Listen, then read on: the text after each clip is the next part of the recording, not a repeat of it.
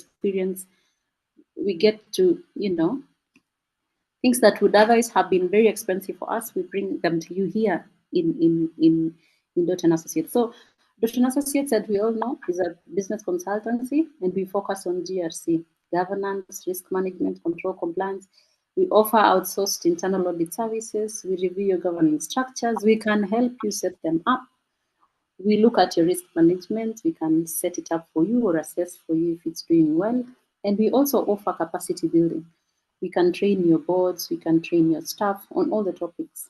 And so what we do on a monthly basis in every Thursday of the month is bring you these sessions where we just share information and knowledge that would help you in your GRC practices, and we bring it free of charge.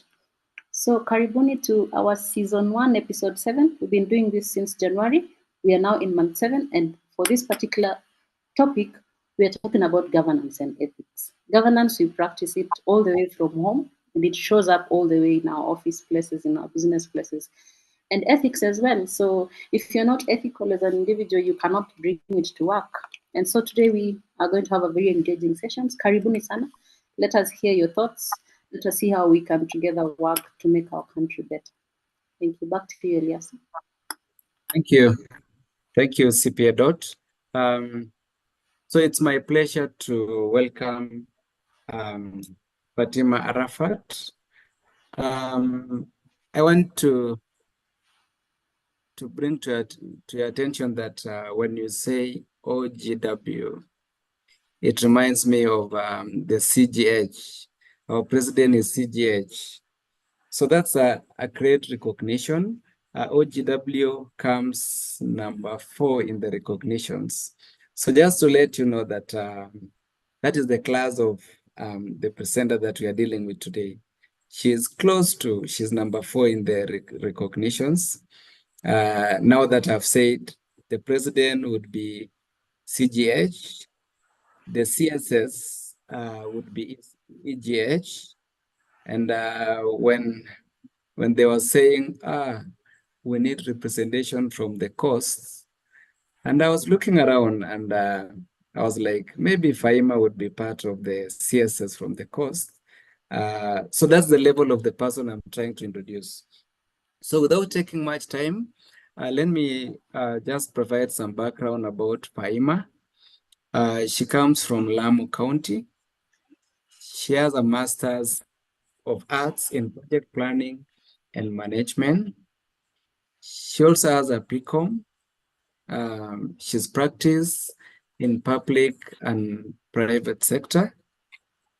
And to go further, she's been a ward administrator. She's also been a CEC in Lamu County in different fields. So she's been a CEC of finance, CEC in lands department, and she's a founder of so many CBOs in Lamu County. And being a founder of a CBO, you know what it means, the community-based organizations. And above it all, she's a lecturer, and she's been lecturing on governance and ethics. And this topic that we have today talks about governance and ethics. So it's my pleasure to welcome Faima. Faima, welcome. The floor is yours. Welcome. Thank you, CPA Eliasa, CPA Dot, and all the participants who are our audience today. I want to first take this opportunity to thank you all for finding time to join us. And I really don't want to take maybe much of your time, because as CPA has said, we do this on a monthly basis, and there is no end to learning. So what I have done is to put this presentation as a matter of a national issue, what is happening currently, in really point forms, and mainly to focus on the life example and experiences. As you have been told, at least I have the advantage of having worked both with the public and the private sector. And maybe what the conversation is going on now, that we need the young people in the policy formulations and these positions. And therefore, as we go through, I shall also be able to tell you more. When I was employed, I was questioned, maybe, do you have 10 years of experience? And my answer or response was very simple. Please give me an opportunity. That was to the County Assembly of Lamu when I was being appointed as a CEC member. Give me an opportunity to serve the people. And if I don't, then you can always fire me down the line. But today I'm very proud, and I want to tell everyone who is listening, if you are a boss, if maybe you have holding a position where you can employ the youth, please employ us, because we are able, and I'm a living testimony. We tried and we are tested. We were tested and we delivered. So on to my presentation. As you have been told, I'm looking at my laptop. So please don't worry when I don't look at you. The main thing that we shall be talking about today is how we can build a foundation of trust and excellence. And then maybe a subtopic of governance and ethics in both public and private sector. Sometimes we always hear the word ethics. Sometimes you are asked to do something and you always say, this is unethical. I am not going to do this. My principles do not allow me. But then, if you are simply asked to define what is ethics, what do you understand by the word governance? We have been all over as Gen Zs and millennials trying to say that we should change the way things are happening. So what is it that we are talking about? After giving brief introduction, we are also going to just look at the understanding of governance and ethics. Then we shall be able to look at how we can build a foundation of trust and excellence. Next, we are going to look at the importance of trust and excellence. Now that you have built this foundation, why is it important to have trust and excellence in our organizations? Because even if you are put in government positions, Kenyans, but if you are not trusted, then people will not have faith in you. And that's why sometimes we are able to see the comments and the articles that are being written about leaders and people in position, because that thing we call trust has been lost.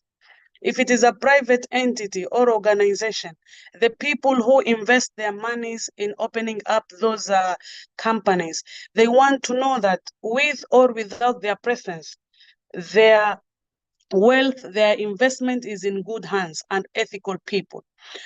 Now that we have built the foundation, we have understood the importance, how do we now come to ensure that we can be able to make ethical decisions? Which are these guiding principles? The things that you can do as an individual so that you are able to say, yes, I am doing the right thing. I'm making an ethical decision at whatever capacity that I am holding in that organization. We shall also be looking at the things and that can enhance governance strategies. And lastly, but not the least, before we come to question and answer session, we shall be able to look at practical tips for ethical leadership. And maybe this will be taking us, we'll be giving examples throughout the presentation. So Elias, we can go to the next slide that at least form the part of introduction. When we hear the word governance, what is it that we understand by the word governance? What is it that we want to know? It is mainly the framework of rules, practices, structures, traditions, and processes used to direct and manage an organization to ensure accountability. If you are there and you are entitled of governing something, it is because there is a framework of rules, or there are things, practices, even back at your home that you do, and you ensure that if I do this, then the house is governed properly.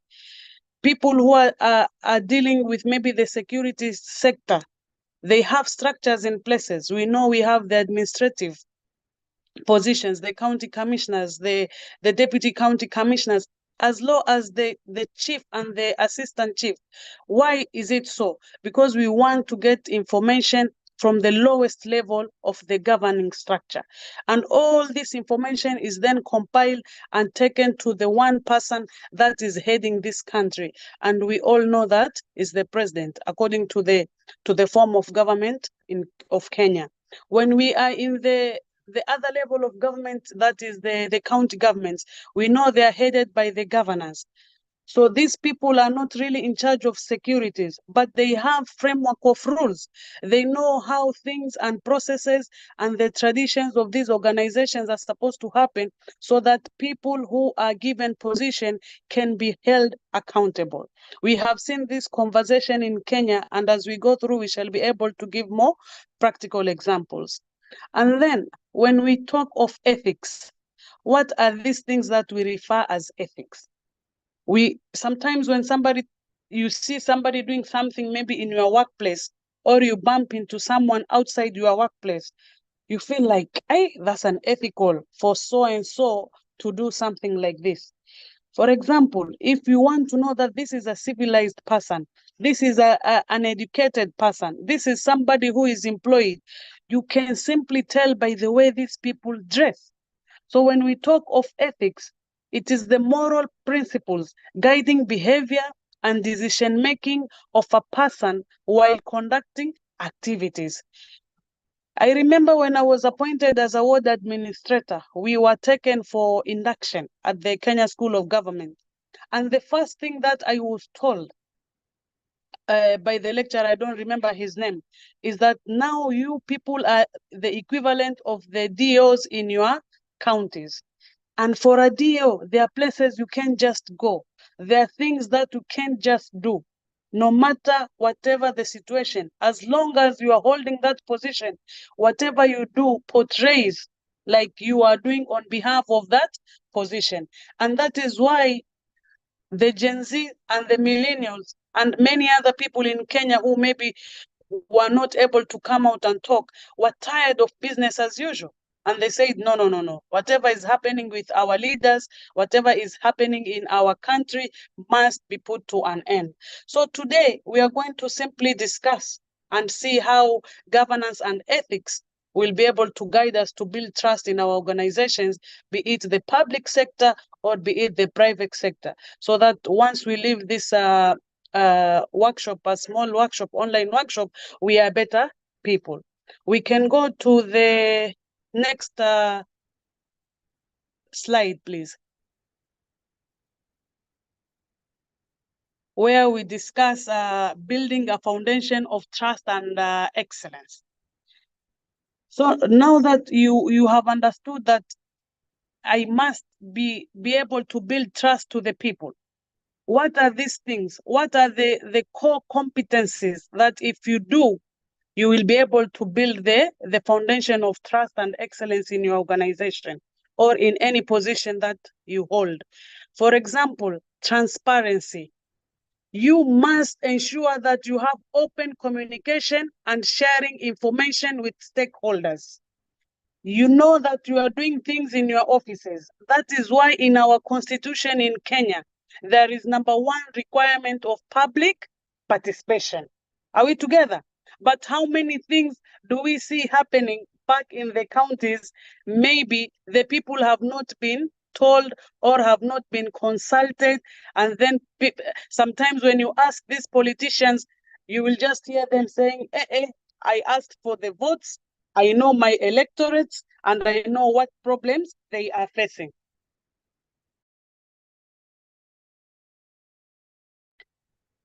#2, another core principle that we must do is accountability. Taking responsibility for actions and decisions. Sometimes when people are put in office, they really don't want to be held accountable. They say that this is public money, but then when you ask them what they have done with the projects, it's all over. If it is, oh, this is a family affair.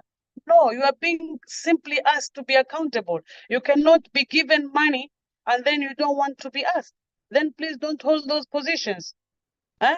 Even if we look at our families at home, I am sure mzee akitoka asubuhi, when he comes back, he's asking you, okay, the gas is over. What did we do? I bought the gas just the other month. So you see, it is all what we refer to as accountability. It starts back at home. Accountability. Sometimes people pay for token and electricity, and you are like, I just paid electricity just the other day. Why is KPLC doing this to us? But are we in a position to know how really our tokens are used, or how are they consumed? Next thing that we must be able to do for us to build the foundation of trust in our organization is integrity. You must act consistently with ethical principles and values. My simple definition of integrity is what you do when nobody is watching you. You must be consistent. Today, when you are before the people, mashallah, you are an angel. There are things you say, even some kind of foods that you say, no, Mimi, I'm not eating that. But if you are given an opportunity to just be alone, the kind of things that you do, honestly, that is not you to have integrity. The same way, in the context of organizations and the public offices that we hold, it is when you sit there, nobody is watching you. No mwananchi can have access to the vouchers, to the budgets that you are planning, but you should be able to have integrity and say that I am doing this in the best interest of the people. Lastly, but not the least, we have to think and see how we can instill respect. You value diverse perspectives and treating everyone with dignity. Sometimes people have to be courageous, and some people will think like, this person is being courageous and is disrespecting me. No. Even sometimes when you are trying to refuse to dissent to something that you are being told as the person in that office, you must do it in a respectful way. So as a boss, as a head of department, or even as a subordinate, a junior staff, you will say no to things in a way that people will feel respected. I will give you an example of sexual harassment here. People, sometimes you are in office and you want favors, and then people will ask you to do other things. Forgive me. But then you see, you don't go posting in social media, so and so has asked me out, this person has said this. You are supposed to turn down the request in a manner that you still respect that person, because he has disrespected himself. But don't go ahead and disrespect yourself. So you see, these are some of the things. There could be many. There is no end to learning. But for the purpose of our lecture today, if you look at these 4 pillars: transparency, accountability, integrity, and respect, you will be able to build a foundation of trust. Imagine you are a CEO in an organization, and you have a culture where you know what is happening within your organization. For example, your subordinate or a security officer has lost a family member, and you are able to get that information as and when it happens. This shows your leadership capability. You respect everyone. You cannot be seeing these things in the news that an employee of such organization or department has met with an accident when you, as the leader, you don't know. Why? Why will this not be happening? Because people do not trust you. People fear you. They cannot approach you. And we can give many, many other examples. Please, let's go to the other.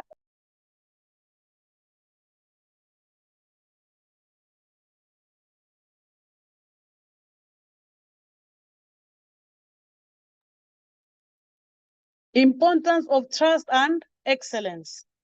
Now that we have built the trust, why is it important? Number 1, it increases trust from the public and stakeholders, the people that you govern.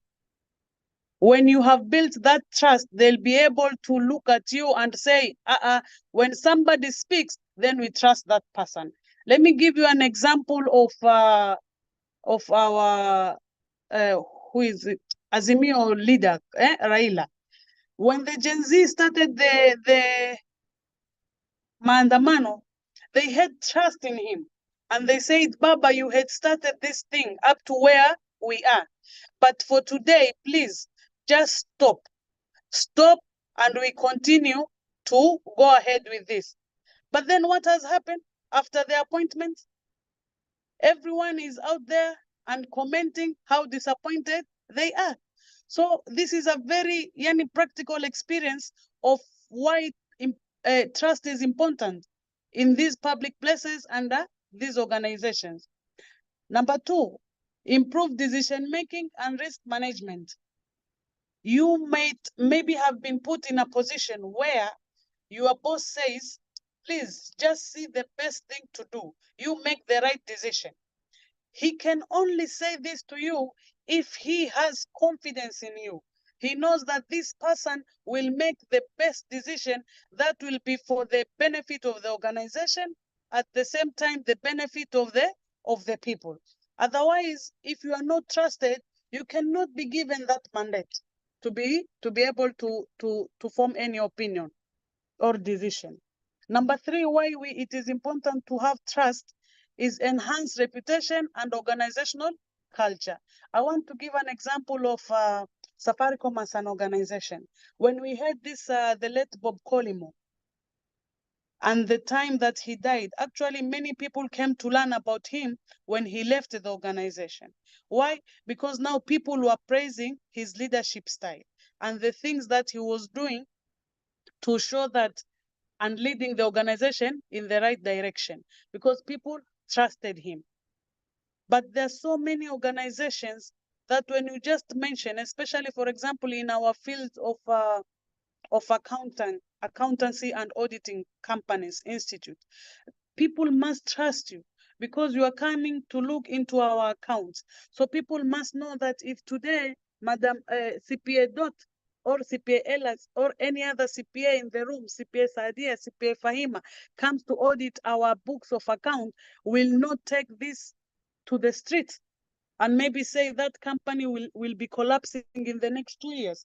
That person must be trusted so that people can be able to give you their books of accounts and you can look into it.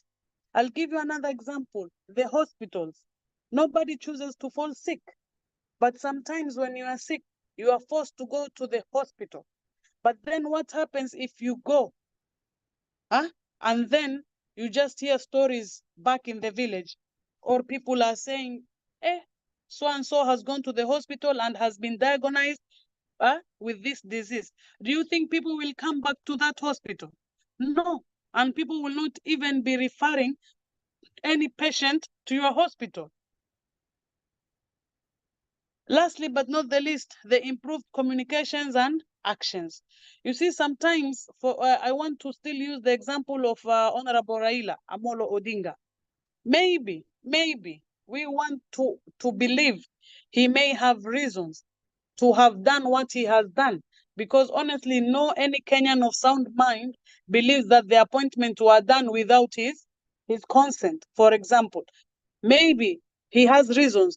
So it can only add value when he comes and tells the people, and then Gen Z will be, okay, Baba, we understand you. That is just an example. Sometimes you want to be giving directions and changes in the organization, to make changes in the organization, but you cannot do it without clearly communicating. Because if people don't know what is it that they are supposed to do or to change, nobody will do anything. For example, especially allow me to use the counties, the way they operate. Maybe the governor has a policy he wants to put in place in terms of bursaries or education sector, health sector, but he's not talking to anyone. And at his level, maybe he's allowed to talk to his minister, and then the minister should lay down the information to the chief officer, to the directors, and then you can also have public barazas. You communicate to the people. You may have a good intention, but if you don't talk, if people are not informed, what will happen? You will just see people do not trust you. People will be wooing at you when you go for these barazas, And then we have a tendency as Kenyans to wait until the problem happens. That is when we come and explain, by the way, it wasn't like this. The intentions were A, B, C, D. Even if you're telling the truth, who do you think will trust you? So you see, you must build the trust. And you must understand the reason as to why you are building that trust for us to be able to move forward and then move us as a nation. Before maybe we move to the next slide, I just want to give an example on the private sector when it comes to the importance of trust and excellence. In government, at least we know we have many workshops that the employee pays for you to empower yourselves. If you see people working in government, like the accountants, we always attend workshops at ISPAC. We have those who are attending in their different fields, the medical field, the HR. But it is very, very rare to see a private company paying for its employees. And if it does, then it is a selected few. Why? Because maybe that level of trust until now, they have not understood. If I empower this person, I am building the trust to these people. And if I empower them and I have built trust that they can own this company as their own, they are going to have an improved outcome, the results, efficiency. So because in private sector, everyone is in the profit-making agenda, objective. But then if you're not looking at your HR, it is not going to work. And so if the people who are working, maybe we can send this video later to your bosses so that they can be paying for you and attending such workshops, even those that you have to pay some fee.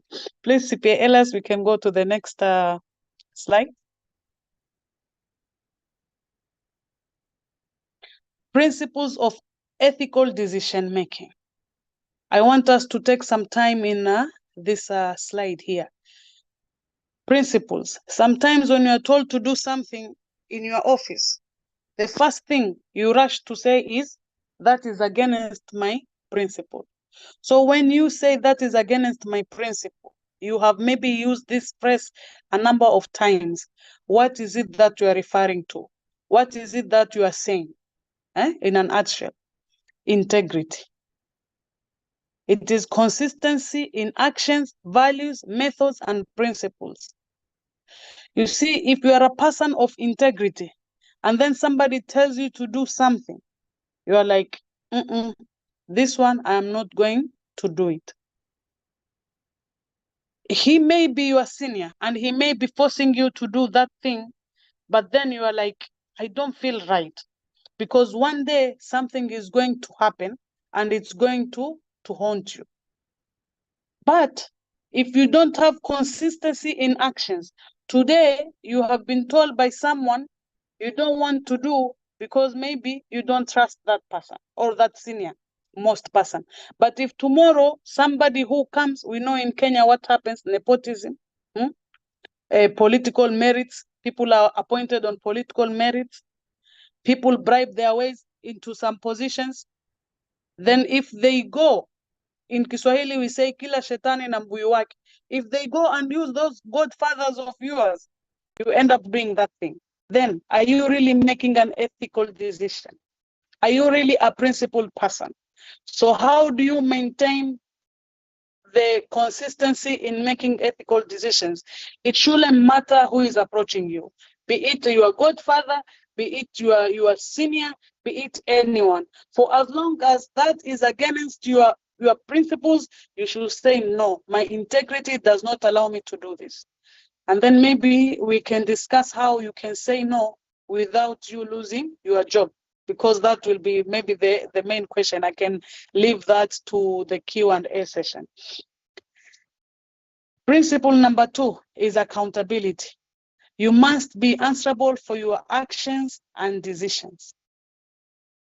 You cannot expect to make ethical decisions if you are not accountable. The other day, we watched an interview of another politician in Kenya. I don't want to mention names. And people were asking the prices of the watches. And he was like, it's 900. Even if you can look at the facial expression, and then you feel like 900 shillings. No, somebody was referring to 900,000 Kenyan shilling. Well, people, maybe they were wealthy before being appointed. But how do you now account that to the many Kenyans who you are serving and who are expecting at least to have companies coming to invest, and so that we can get jobs as the many young people who are unemployed? We have projects which have been done. I will give an example of the SGR that was done in the previous government. Until today, people do not know how much it costed, how much debt we are still paying, and so many other projects that if you sit down and look, we just see things being done, and that is why the Gen Z said enough is enough, and we are going to the streets to ensure that our leaders are accountable. But when you are making that decision as an AIE holder, and you have been given the mandate on behalf of the 50 million Kenyans, you have been given the mandate in that private company, do you really ask yourself, can I explain why I signed this amount to do this certain project? We have been seeing videos going around from Senate of different countries of whatever is happening. When you are asked, are you able to explain? And I believe we as accountants, as auditors, we do not exaggerate. So these are things that are happening, and Kenyans are demanding answers. We must be accountable. So how is it that a principle which will make you form an ethical decision? You should ask yourself, I want to buy 1 crate of soda at 10,000 Kenyan shilling. I am going to sign this voucher. Me as an accountant, the AIE holder, me as a procurement officer giving my opinion, me as whoever who is in that line of approvals before the final payment is made. Before you append your signature, do you ask yourself, if I am asked about this, am I able to explain? The issue of transparency. And it is simply, what is transparency? It's simply openness in communication and decision-making processes. I had just said earlier, you could be having so many reasons to explain why you ended up doing certain things. But whom did you talk to? Whom did you consult? Even if it is your private company, that's why you employ people to sit there and advise you. But by the end of the day, it's your money and nobody cares. But you cannot be employed as a CEO of Safaricom, and then you don't come and disclose maybe to the people or maybe to the board of directors how much profit you have raised and what projects you have done. That will mean that you are not transparent.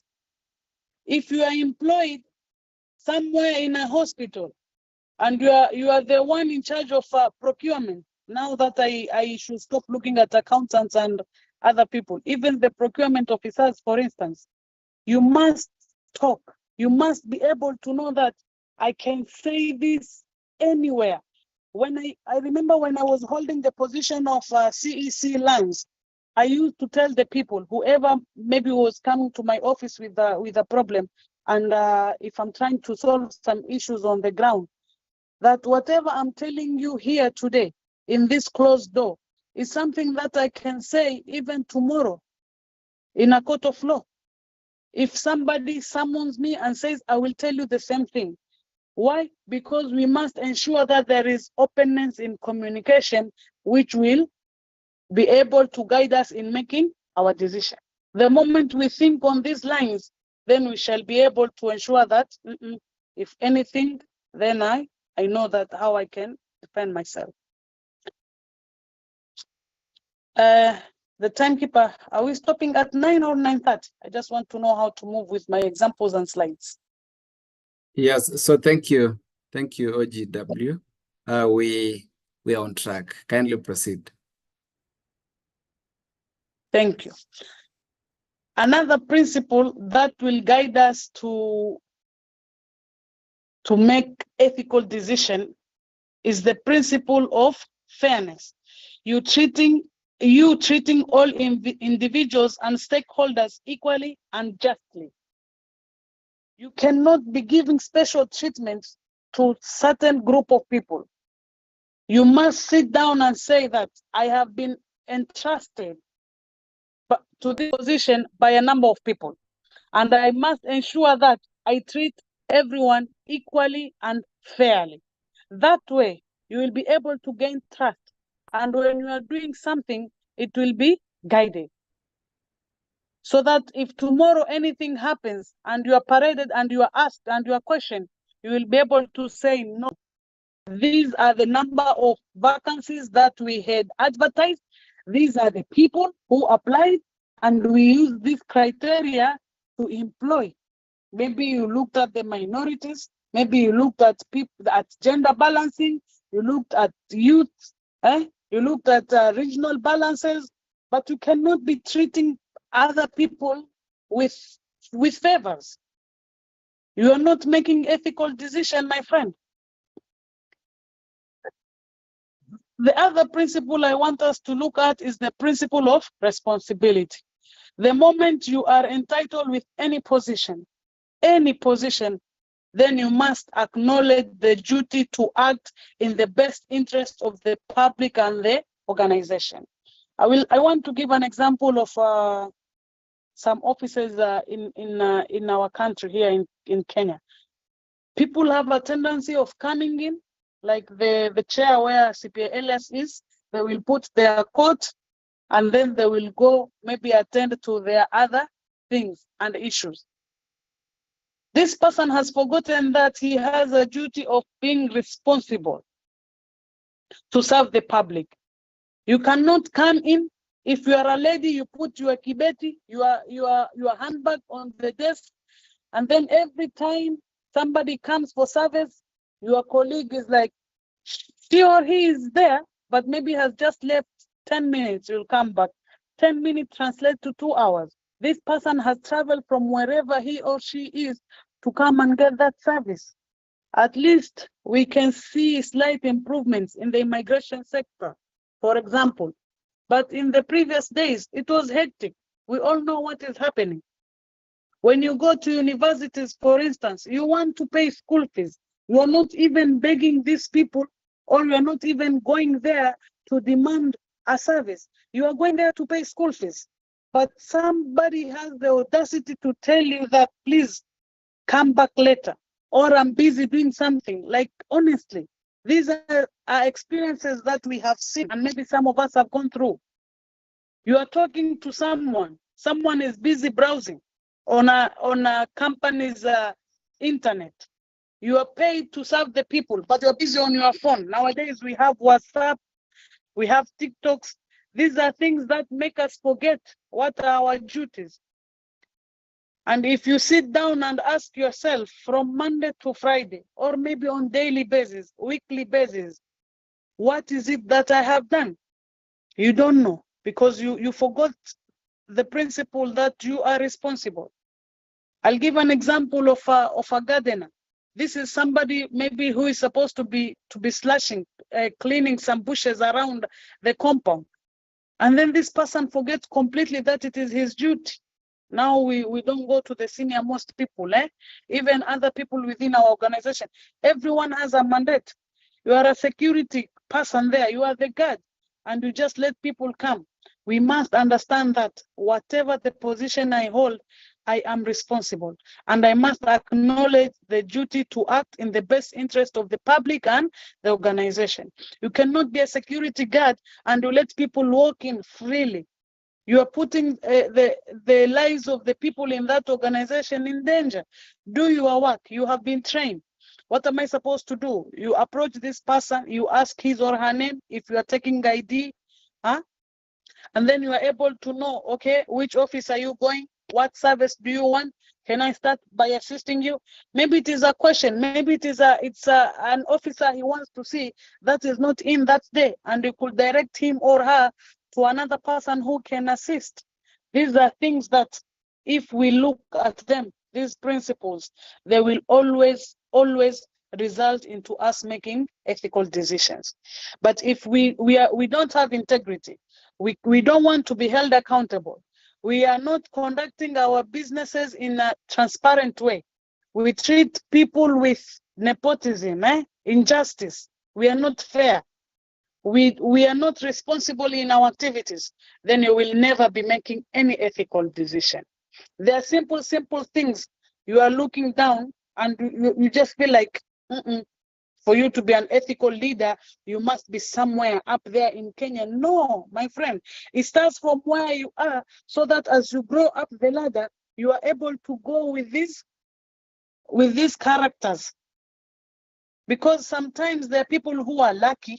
You come out from college and you are appointed directly in a big position.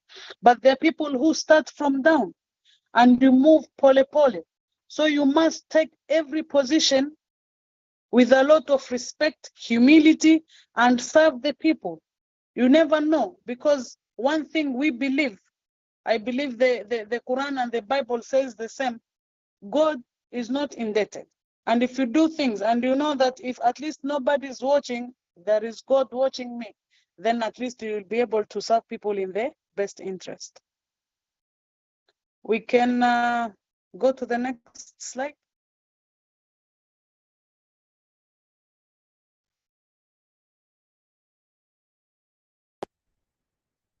Enhancing governance strategies. And this will be my second last slide before I can maybe return to CPA Elias to guide us on the Q&A session. Enhancing governance strategies. We have discussed governance. We have discussed ethics. We have discussed how you can build trust and the importance of building trust. Now we want to see how can you enhance the governance strategies. You have an organization. You are in a position, you have been appointed. Maybe you are the supervisor of the revenue collectors, for example. You are governing these revenue officers. So what are some of these policies and some of these strategies that you must put in place to ensure that your governing principles, ways, strategies are the best and enhanced? Number one, you must develop clear policies and procedures. You ensure all employees understand expectations and standards. Sometimes we are not clear, especially when it comes to designating some work. You want somebody to do something. You can even go to an extent of calling for a meeting, but then you do not give clear instructions and people don't know what to do. Then you are left with blame games. I thought it was you who is supposed to do this. Another person says, no, I thought, no. People should not be leaving the meeting place. People should not be in an organization not knowing what they do or they're supposed to do. That is why when you are employed, the first thing you are given is your JD, your job description. You are given an appointment letter which clearly illustrates what are your duties and responsibilities. This is how we can ensure that people are aware of what they're supposed to do. You want people to be rewarded. You want to instruct a director of finance, for example. The revenue collectors have increased the collection of revenue. Let us take them to somewhere to enjoy team building, but you don't have a policy guiding that. And then you take that money. After 1 year, when the auditors come, it's an audit query. But if you had a policy as simple as that, then there'll be no problems.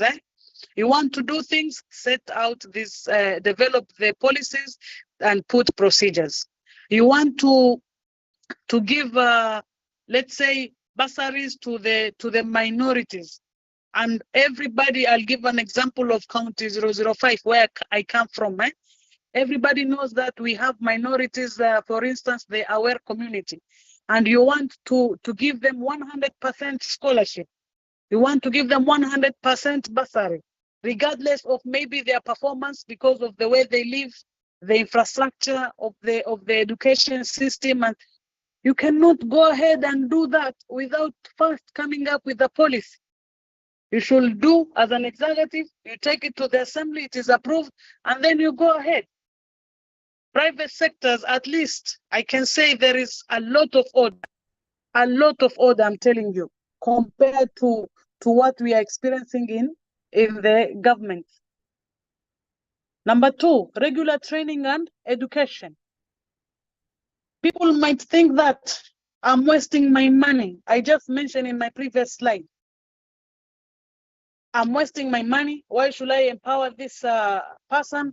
But let me tell you, the secret in the success of any organization lies in empowering its HR.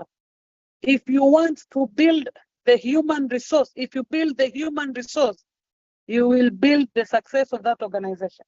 Because when people are educated, when people are empowered, and they understand things, then they will be able to do it in a better way. And to the context of our discussion, you are talking of ethics and governance, and maybe people don't know. But if you can take them on short trainings and seminars on governance and ethics, then you will see that even the things that you are fighting to do, people will be able to do it themselves. For example, somebody goes for a training and then you come back and you are told you are fighting maybe to put the clock in and out. You don't want to write show cause letter. People are doing this. Somebody has dressed improperly. But if you take these people for a short training, induction, these people are told of what is expected of them. And then when they come back, you will see their behavior is changing and positive towards the organization. And then at that time, if somebody has been empowered and knows what is expected of them and still goes ahead and do some unethical things, we might call it that, then you will not have a problem. You can even support yourself, defend yourself by saying, here is a training certificate or payment that I made to train these officers on this issue. Implement a whistleblower policy. Encourage reporting of unethical behavior without fear of retribution or just feedback mechanism. Sometimes people see things happening, but then they're scared. They don't want to say, because they know if I say, first, there is no action that will be taken against that person. Secondly, this person will come for me. Maybe if he's a senior, he will stop approving your vouchers. If he's supposed to approve your leave, he will not do it. And funny things. But if you want to if you can implement a whistleblower policy or mechanism, let people know where to report you without people knowing, privately. And then you take action. And then somebody will sit down and say, yes, the other day I saw something happening against the policies of the institution, of the organization, and I reported. And when I reported, action was taken. I'm safe. Nobody has known it's me. You will see people are scared themselves because they don't know, are there mashetani in this organization? When you do something, people know action is taken, and we don't know who has reported. That way you'll be able to enhance your governance strategies. Regular audits and assessment. You must monitor compliance and identify areas for improvement. Many times when we have a World Bank project, they insist on M&E, monitoring and evaluation. It is because of this that they will know how far, how much a project has been done and what is left. The money has been used for what and how. And so if you have these regular checks and balances, then things will be easier. But you cannot be allocating money. It's a 50 million project. You pay as a whole 50 million per lump sum. Nothing happens. Or you keep on paying 10 million, 10 million, 10 million. You don't go to check progress. You don't know what is happening. then people will just eat that money and will be the one to blame and nobody. And all these things, they start, as I say, from wherever we are. For example, I want to give an example of a dining school. People are unethical. Sometimes you have served.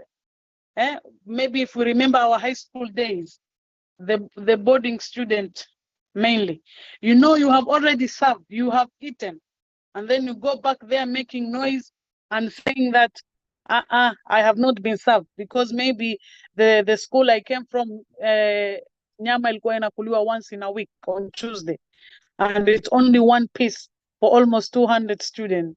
So people start from there to say that back at home, when we are growing up, your mother or your father wants to go somewhere.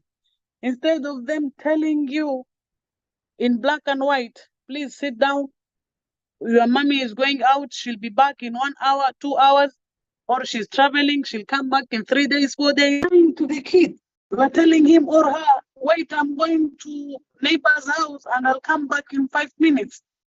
Only the kid to realize, my mom says she's going out, she's coming back in 5 minutes, but then she has gone for 5 days.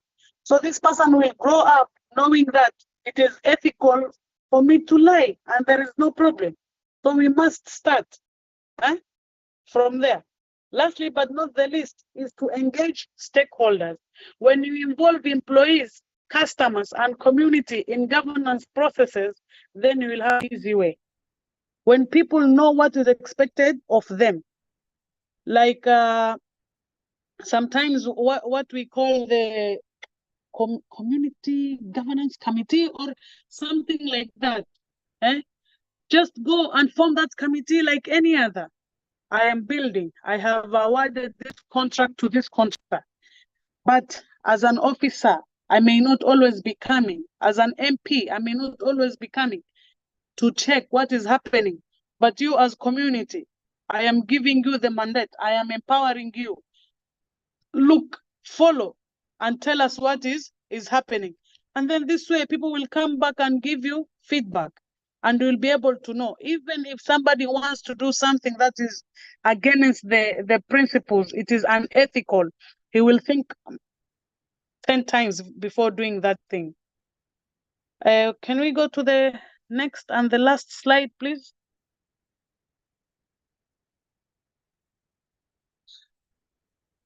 Now, lastly, but not the least, so that I can breathe and also hear your voices, practical tips for ethical leadership. What are these things that we can do practically? Number one, you lead with integrity.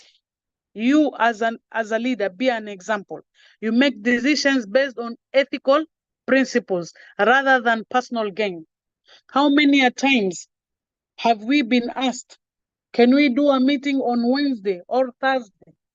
And you're like, no, please let us do it on Monday or Tuesday, because everybody will be present. It's on a Monday. But the real reason you are saying that is because on Wednesday or Thursday, I am traveling. I want to travel. You see? So at your personal individual level, already you have not gotten it right. You foster an inclusive environment, value diversity, and encourage participation from all levels of the organization.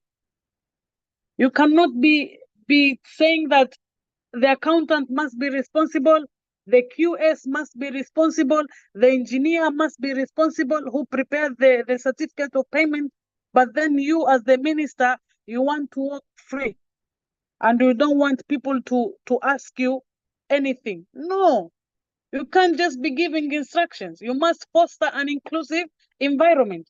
This way you communicate to them and you don't give orders bypassing hierarchy. This is very unethical, honestly. People must be taught. We are reading articles of whatever is happening in this country. Things that sometimes you even wonder, are we really worth the title professionals? Did I really earn this degree after 4 years? of studying. We did the unit of CCT, yeah, critical and creative thinking. Why did we go to school? The reason it's called universal is because we should stand out from the rest and we should be able to advise these people. But if we are given an opportunity to serve and then we disappoint, honestly, it doesn't work like that. Be proactive in conflict resolution. You address ethical dilemmas and conflicts swiftly and fairly. You cannot be there and then you don't want to address problems, or you want to solve them in a biased manner. No. Sometimes you are faced with ethical dilemmas. For example, you have been given instructions by your senior. You have to do this. Pay 10 million, supply of ABCD, but you have not seen it. When you check the delivery notes, nothing is there. And you wonder, honestly, how am I going to address it? Please, always be principled and say, I cannot do it. And in a way that you say it respectfully without any problems. Na ikishindikana sana, do a simple memo, put it there, have it received, and then kikiumana EACC wakija siku yoyote ama mtu yoyote Gen Z wakija kukusalimia, you remove that memo of yours and you ensure siku hizi technology is there. You can yani use things that will show. And if you are ethical, let me tell you, even before somebody approaches you, atafikiria mara kumi. Because they will know. We have seen officers where people say, so and so, huyo hata usiende na yeye kwa deal because she cannot do this.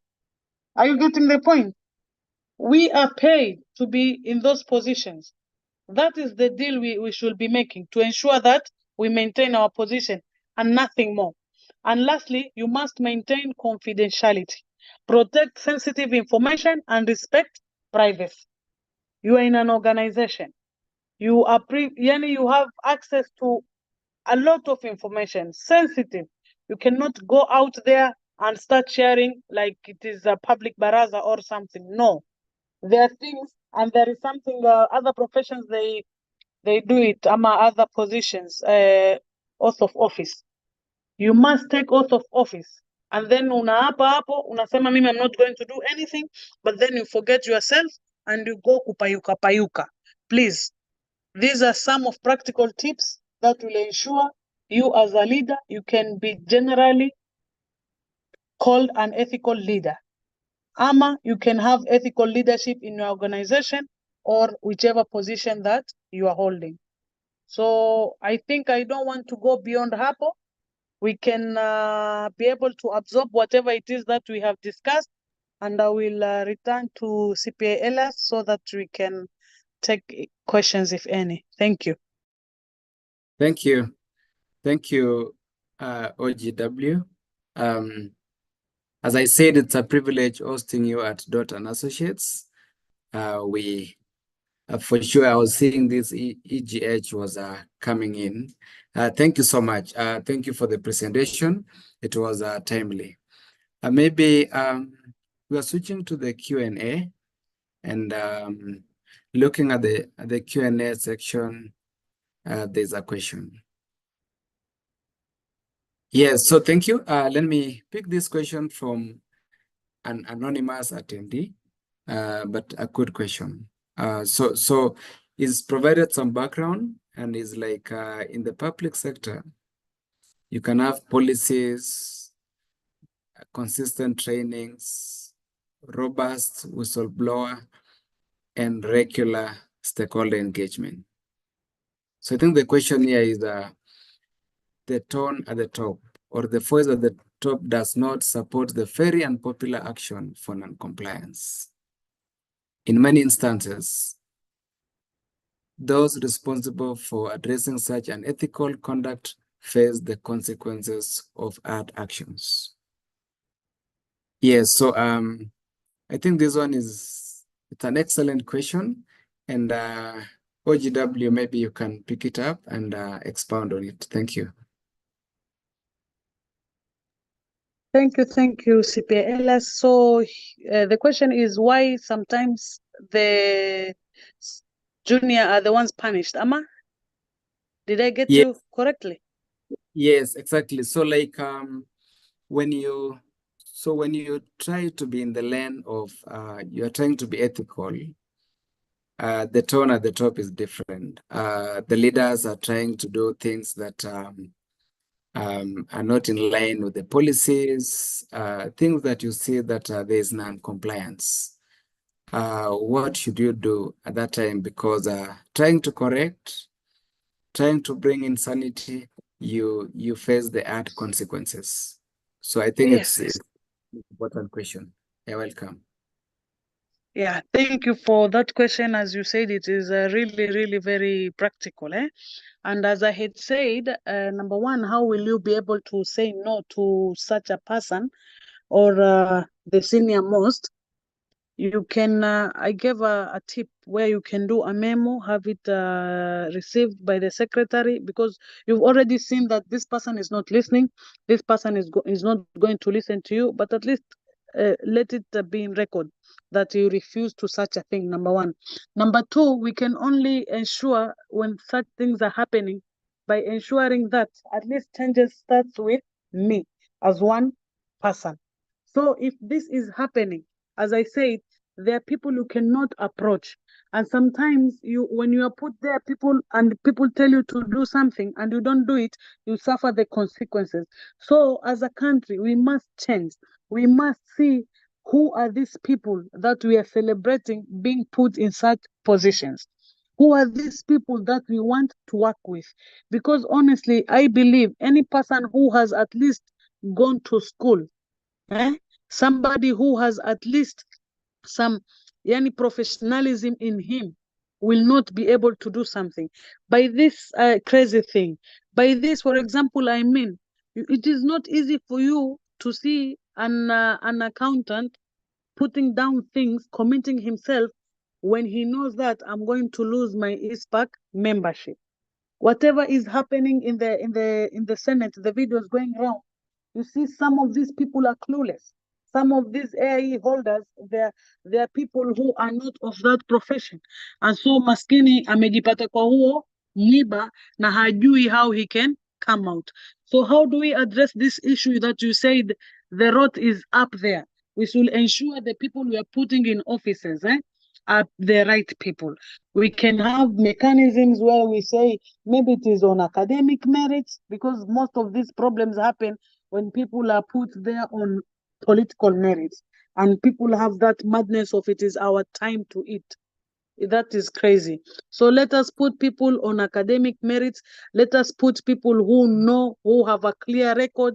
If we are able to do this, it is not easy. I want to agree with the person who asked this question, but it is doable. And if we, and the other last thing that we can do as a country, we may not be in a position, but at least we are able to do it, is to hold these people accountable. We have seen cases, scenarios where people are taken to EACC only to be cleared later. Honestly, it is so disappointing. But I said the two mechanisms that we can use at our capacity, because we are junior staff, do memos, have it signed, keep it with yourself. Number two, let us blow the whistles. Yani anonymously, without somebody knowing wewe ni nani. Fanya hiyo maneno alafu uone kama siku ingine. But be careful, isikuwe ni wewe tu amekuongelesha. Atajua sasa who is this person. You approach that person.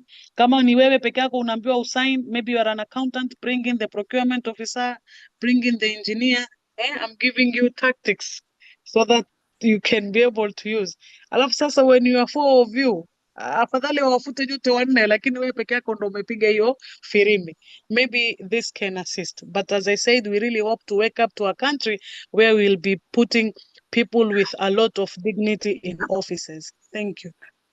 Thank you, Fahima. Just a rejoinder, because from the question that Eliaza has posed, the anonymous attendee, as I think the message is that he's passing across is that in our country, especially in the public sector, it is usually the tone at the top. It is the senior person mostly the person on top of you who is propagating the unethical practice or things that are not right. So you might try your best at the lower level, but then ni kama unashurutishwa yani kufanya the wrong thing. So in that case, how would you deal with that, Fahima? Where it's the tone at the top?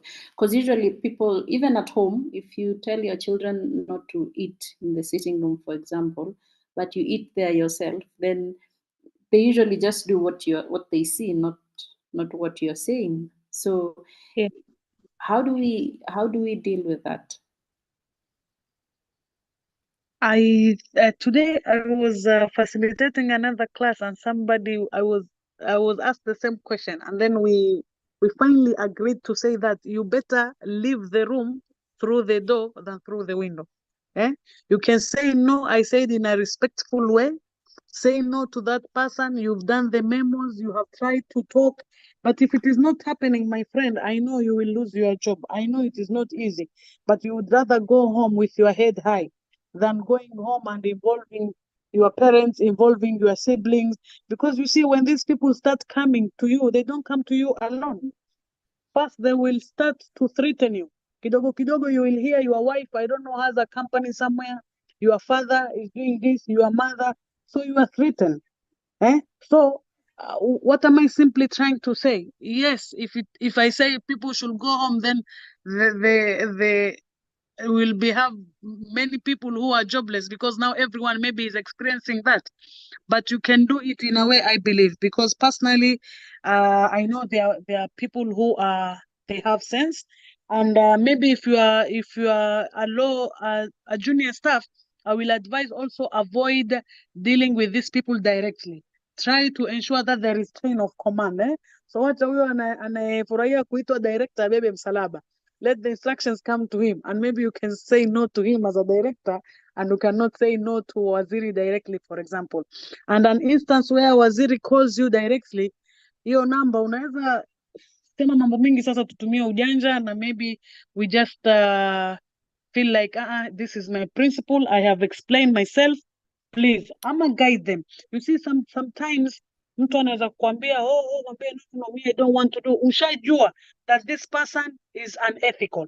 He wants me to do something that is, we pretend you don't know that he's unethical, and try and guide him by telling him these documents are required. We can only do it this way when we follow this procedure. Akikiumana sana, then I am really sorry to say the best way is to live with your head high, honorably through the door. Thank you, Fahima. So in short, we should, just like Gen Z were doing in the street, where in our workplaces, our placard should be unatembea na resignation letter kwa mfuko. And you see, when we Simply lose our put, fear, when we lose our fear, we lose what? we have nothing to lose. Yes, Yeah. they have no power. So good governance and ethics is usually a very personal decision.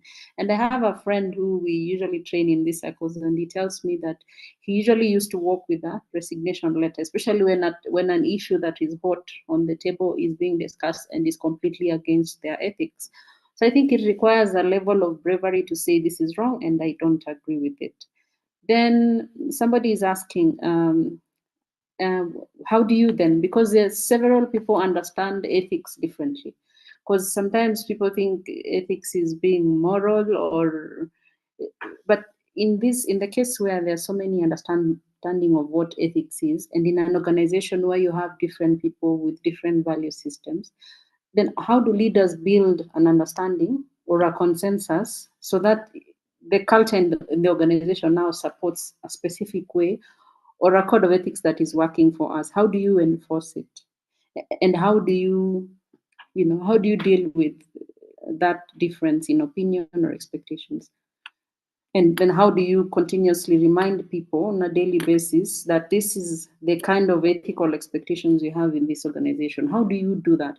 Because the question we have in this country is not a question of no resources. It's not a question of, it's basically, I don't think most of our hearts are in the right place. Yeah. So how do we make sure we are putting hearts in the right place so that as you go to serve people, especially in the public service, you're serving because And I've seen another comment where somebody's saying it is the same Kenyan who goes ahead to approve shoddy work or shoddy BQs or things that are not right, being an engineer or being an accountant, and then goes to use the same route or the same road on a rainy season and complain about that these things, this county government is not working. Yet people fail to see that they play a part in these activities, in these unethical practices, in this poor governance. So how do we inculcate that culture or that understanding that this is what ethics is? Have we lost a generation that has no moral or ethical grounding? Should we then start training children at home to be ethical? How do we do that, Fahima? Yeah, I think the best way to address whatever we have just asked is to ensure, number one, people understand what is ethics, as somebody has asked. For example, many organizations, or almost all of them, have what we call a code of conduct. But if you ask an employee, honestly, not everyone has had a copy of that or even knows what it says. Leave alone knowing the content. Somebody doesn't even know how many pages that document is. So what does this tell you? It tells you that we are just copy pasting, taking this code of conduct from this organization, copy pasting to another organization, from one county to another. So number one, for you to understand what are ethics, let people know what is unethical in your organization. For example, I want to give an example with the Western, that is the Americans, and us, I mean the white people, not necessarily Americans, and us Africans. There are things that we know that are unethical. In an African culture, you cannot have somebody dressing in their shorts or miniskirts and passing through their fathers and mothers or uncles. But in the West, that is not ethical. So, as she said, it differs from one organization to another. You can have one organization where coming with dreadlocks is unethical. For example, they refer those people to people who maybe weed smoker. I'm just giving an example. I don't mean that the next time you see somebody keeping dreads, you think he's smoking weed. I'm just giving an example, for instance. But then you will see organizations where they don't have a problem with that. So what am I trying to say? There are different things that are happening. Of course, they are the most common that we can find throughout the organizations globally or maybe nationally in our country, but there are things that are unique and specific and customized to certain places. So let these people have access to this document, and you can arrange for a workshop. It is always indicated in HR manuals that the moment you hire new employees, you should take them through an induction and tell them what they're supposed to do, what is expected of them. But most of the times we have seen people, especially in government, just chasing per diem.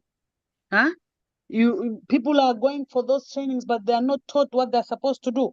Other organizations don't do it at all. So you don't know this person amekuja na tabia gani, carrying them from wherever he's coming from to that organization. So please, that is how we can address. Let people know, let people have that code of conduct. And if you don't have it, develop it, look and say, what is it that you want? And then ensure these people have regular training and education on ethics and governance. Things keep on changing. Trends are happening and things are happening every day.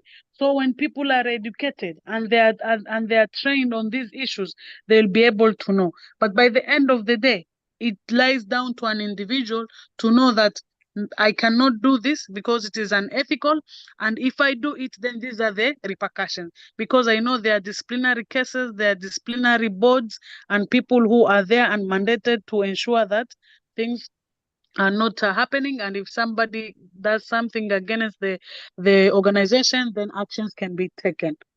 Yeah. Thank you, Fahima. Yeah. Okay, thank you. Thank you. So allow me to pass the mic to Karanja. Yes, welcome, Karanja.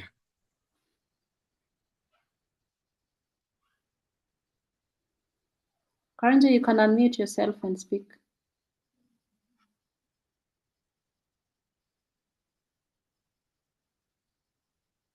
Okay, so Karanja is still on mute. Maybe technical issues. So let me pass it to CPA William Koech.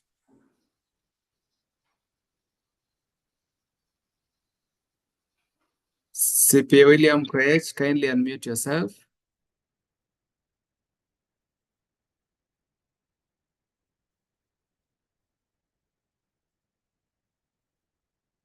Okay. Maybe there's some challenge. Yeah, so maybe they are facing some challenge, but thank you. Hello. Maybe, yes, kindly Hi. proceed. Yeah, thank you. This is CPA William Koech. Thank you so much for the presentation. I think that's a very insightful and full of experience with practical experience of what is happening at county level. I think that's a very insightful thing. And as rightfully said, issues of integrity is personal, and that is personal character, where you can't you can't bring a character which I don't believe in good governance and expect to change within a very short time. So I think you've talked about a very critical thing, the human resourcing part of it, where we are to get the rightful people to the positions, which also I believe is the best thing. We need to reinvent some positions, especially for people with CPAs and knowledge. So that's a very critical thing.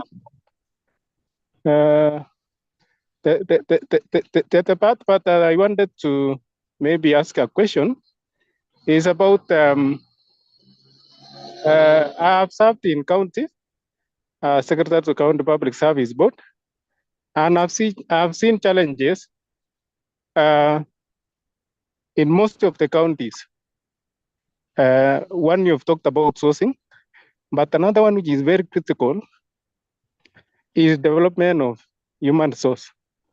I think most of the counties are not keen on developing their staff.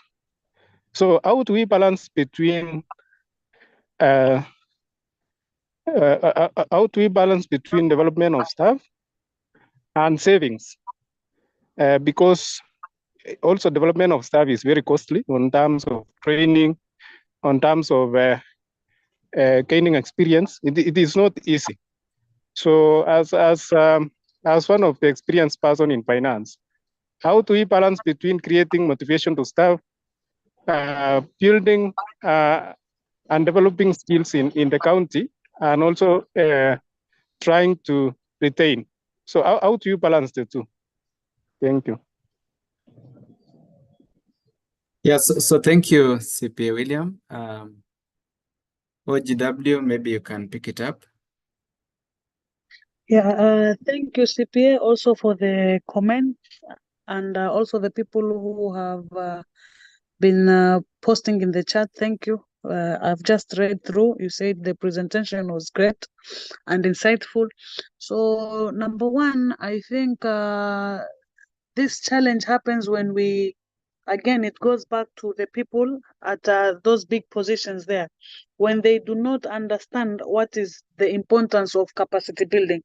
For example, when you take an ISPAC or a CPA workshop, and it just cost maybe 45,000, 30,000, and you take it to your senior and you tell him, I have to go. They don't understand that you are going to be improved in your decision-making skills. Number two, is going to build you. The country is changing. Today, maybe you are there and you are allowed to sign, to conduct businesses, but tomorrow it will come a time with the force that we are facing that people will be required to have certain professional certificates, for instance, to be able to hold those positions. And as an organization, I'll give you a very practical example here. There is a time we didn't have a director of physical planning in our county government. And then when we were trying to explain to those in positions, they were like, no, this director of physical planning should not be employed on a permanent and pensionable basis. We only need them on contracts because you know the problems that they're facing throughout the country, the physical planners. I'll give you an example. So you see, it reached a time when the national government changed policies and physical planning was devolved as a function.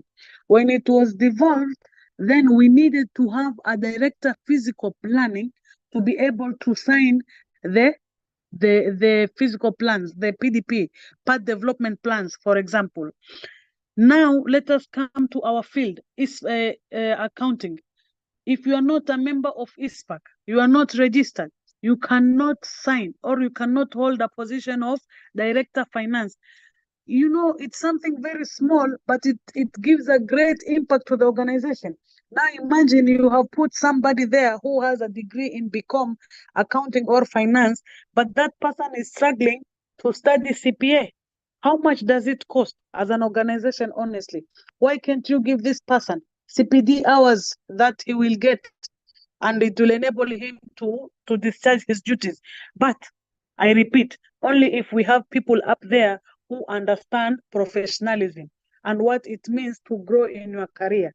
Because some of us, we are holding this position because of academic merits, but many people hold positions on political merit.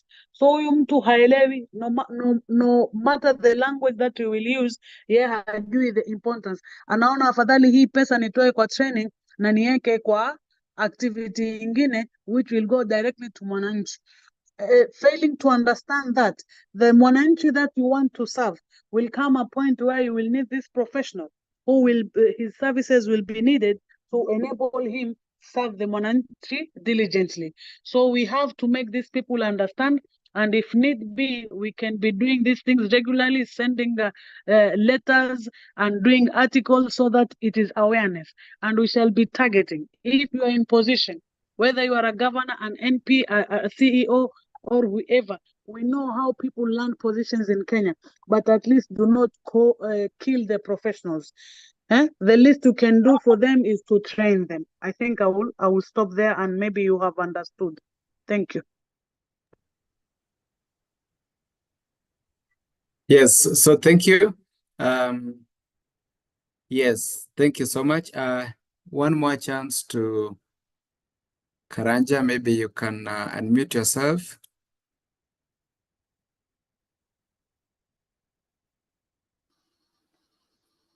Okay.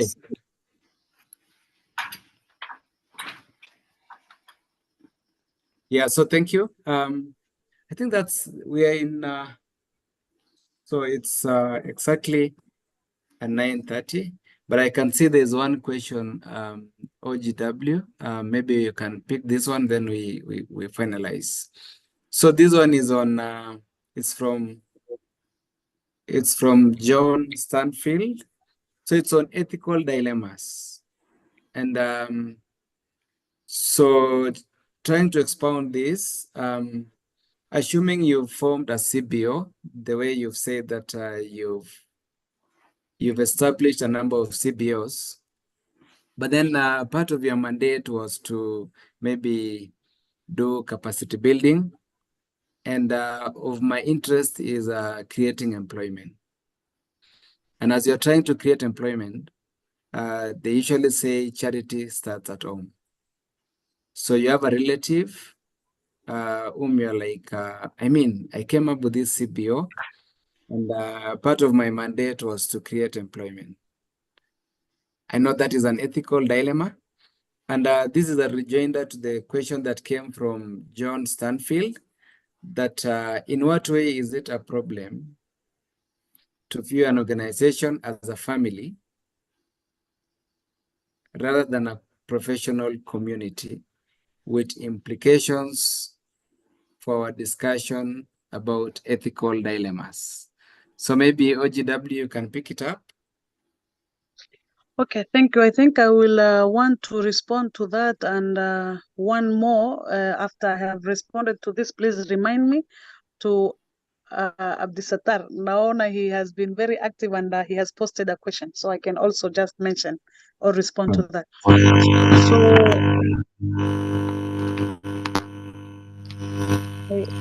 Sorry about that. Okay. Okay. So, I think he asked how did I manage to ensure that I was fair in empowering the community and not looking at my siblings, for example, or maybe family members, or the CBOs that I formed, right? You see, It is good to understand the question before I start talking things that are not what he asked. Okay. Yes. So yes. I'll give you a very good example. The reason why I formed some of the organizations is when I left Lamu and went to Nairobi and got a little exposure, we realized that there is something we call CBO, and it is something that you can do. So to me, it was to empower my people. Number one, I was not scared of competition because I formed something called SLEO. Just an example, I'll tell you there are many others. And this was to mainly empower the people who have finished Form 4, the ladies, and they have not gone further to get their education, tertiary education. And Alhamdulillah, up to today, we have a number of 46. Another thing I recently became idle, let's say, because I'm now just a board member. I have a lot of free time, and I have gone back to continue doing my CPA, and very soon I will finish, God willing. But I also looked at some ladies from my village and my county in Lamu who had done CPA, and they were left maybe with only 1 or 2 papers, and I have encouraged them to do, so that they can be able to be empowered. When it comes to the issues of how do I manage avoiding that, I have my siblings. I had a sitting governor. I was a whole minister. I have one sister, the second born, who is a doctor.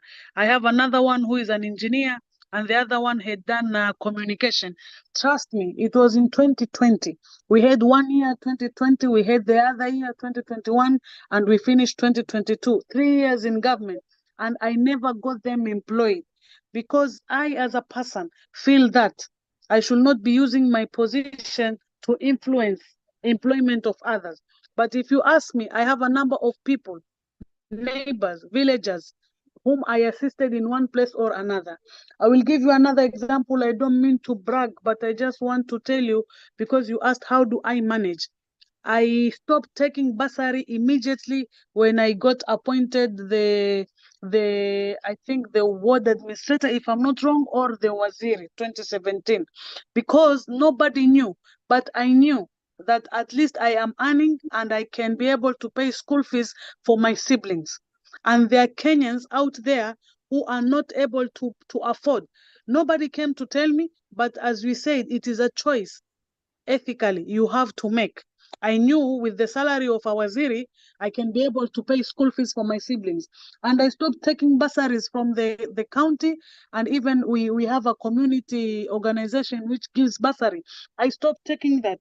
Even now I'm struggling, but at least I am earning. And every time I feel tempted, I want to go and apply for bursary, I feel like no, Fahima, if nobody is seeing, God is seeing that you can at least afford. And there are people who cannot even put 10 shilling in on their table. So what am I trying to say? It is a decision that you have to make yourself. I know it is tempting. I know it will come a time you feel like this person should go first. But let me tell you, and it started very far. I was just not realizing I was young. When I finished Form 4, and I think it was 2010, I met another person who is now holding a position somewhere. He was giving scholarships to people to go and study abroad. I had my own sibling, my sister. I was forwarding names, including hers. And then the person was picking out of 10 people, picking 5, but leaving out my sister. I didn't go making noise, oh, this is my sister, she should be given first priority. I know that opportunity will come. And in the, I think the third or the fourth bunch is when she got a scholarship to also go on and study. So what am I trying to say? You can only, it's a choice. You can only sit down and say, no, I have been blessed in this way. I can be able to do this. Let us help other Kenyans to do it. So that way, with the CBOs that I have formed, with the monies that I have raised, I have never even one day facilitated myself to run that organization, any organization. I always raise money for the people, and then I facilitate myself. And maybe that is why at a very young age, we also got appointed as ministers. You know, as I said, God will never be indebted. Ukifanya kitu, he will see and he will place you in another way and many ways. Dusatar had asked, can we use religious people to guide people on matters of ethics? Where did it go? On matters of ethics. I missed the question, but anyway, that's what he was asking. To guide people on matters of morality, since they are interrelated to ethics. Let me tell you, we as Africans, we as Kenyans, we must be able to ensure that those traditions, you know, when we grew up, there are things that we knew and they were not happening. But now things have changed. So it is, as you are saying, the religious leaders, the parents, the community leaders. Zamani, you could see a child being disciplined by a neighbor. Nowadays, that cannot happen. A neighbor will just sit and see somebody doing something, but he or she doesn't want to be blamed by the parents of that child. But in the old days, that neighbor could even can that child for doing something which is wrong. So yes, let us use whatever that we can, even if it is preaching on daily basis, but people must be told and be reminded how to be ethical. LSI John Stamfield is from Mauritius, and I think he had asked a question. I don't know if I have responded together with the other CPA. Thank you. Yes, so thank you, OGW. So I think we are coming to the end of this discussion. Very insightful, but I will not miss to read a comment that if people don't see you, God is seeing you. So we are told that in the end, our actions are accountable to God. So the God we are serving is seeing us.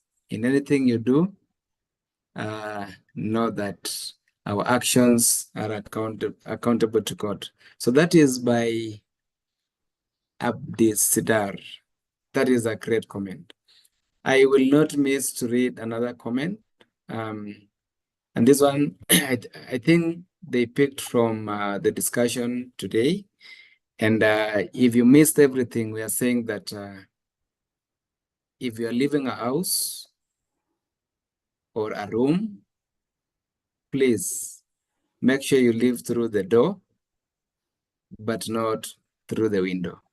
So that one was picked from our presenter today.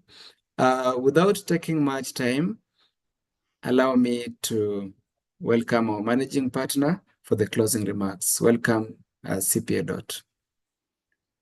Thank you so much, Eliaza, for the awesome moderation. Thank you, Fahima, for sharing your knowledge from experience and from practical cases that you've handled. Thank you very much, all the people who've joined, all the way from Mauritius, from Tanzania. We have people logging in from different places, and we are grateful to host you and to share this knowledge and information so that we become better people, better Kenyans. So what is coming through from the discussion, it's clear that mambo na ethics, things to do with good governance, it starts at home. So perhaps we need to start teaching these principles at home, because to do the right thing, we don't really need laws. But if you want to do something wrong, then even if there's a law, you will find a way around that particular law.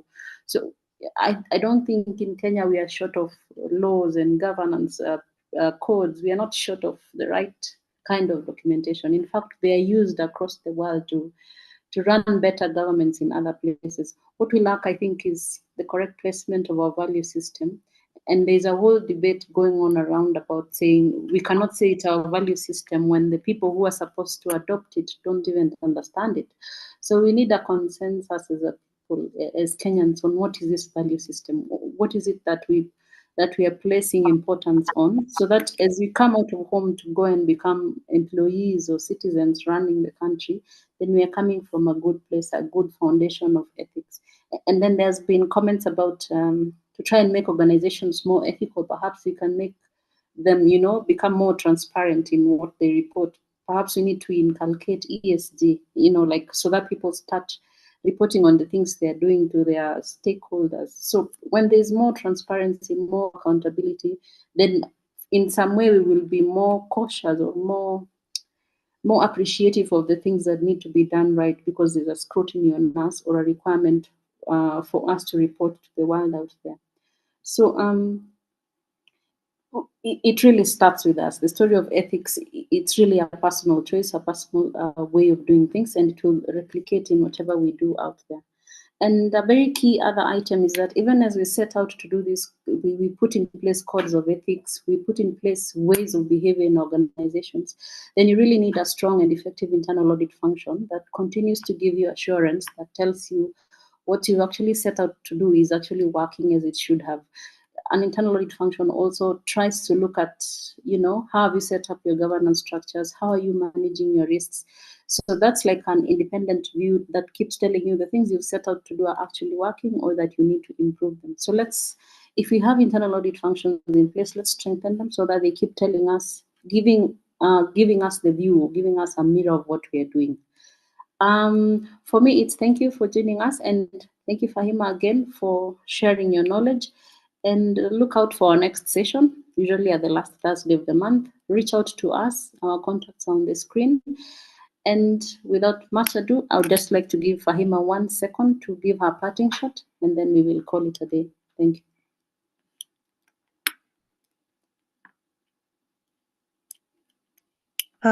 Thank you, CPA Dots, PLS, and all the other participants. I wouldn't want to take much of your time. It's already almost 15 minutes to 10. Maybe some of us are waking up to our offices. I just want to take this opportunity to thank you again for joining us and listening to us. And as I said, there is no end to learning. So next time we will also try to see maybe how we can have a more interactive session and also get to hear from you. But I want to appreciate the comments that were coming and to also request you to keep attending our sessions so that we can be able to learn from one another.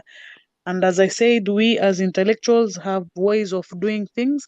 Let us be responsible and also advocate for ethical leadership in wherever positions we are holding. You never know when God will pick you and put you somewhere, and it will only happen if you become responsible at the position you are right now, and maybe serving Kenyans diligently and that private person who has employed you.